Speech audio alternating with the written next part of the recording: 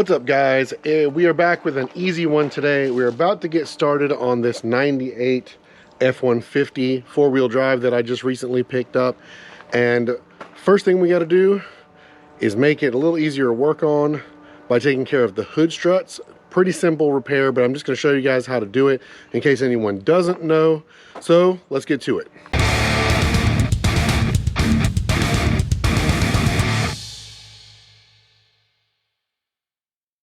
Okay, for this repair, I've just got some vice grips over here on the other side to hold it, to hold the hood up for me so I can show you guys how to do this.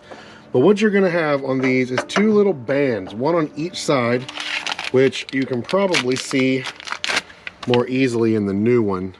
There's just a little metal band around the back of each end of this. And all we're gonna do is take a small flathead screwdriver, pry that band up and away, and when you get it pried up far enough, it pops right off just like that.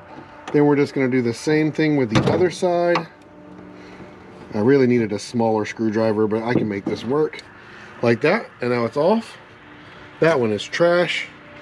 We're going to take the new one, and it just pops right on with just a little bit of force. And I need to push the hood up a little bit. Okay, and then just like this, this one pops on, and there you go. Then we just got to do the other side, and that is it. Now the hood will go down, it'll go up, and it holds itself up, no problem. This was a pretty easy and pretty short repair, but for anyone who had never done them, I just wanted to show you guys how to do it. These model F150s, these hood struts go bad all the time. I see tons of these with bad hood struts.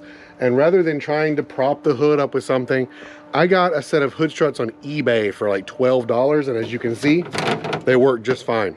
So that's what I would suggest doing. Just replace them right and you don't have to worry about it. But I'm done for this video. Drop me a like, drop me a comment. Make sure you're subscribed. I'll see you guys in the next video. Thanks so much for watching, and peace.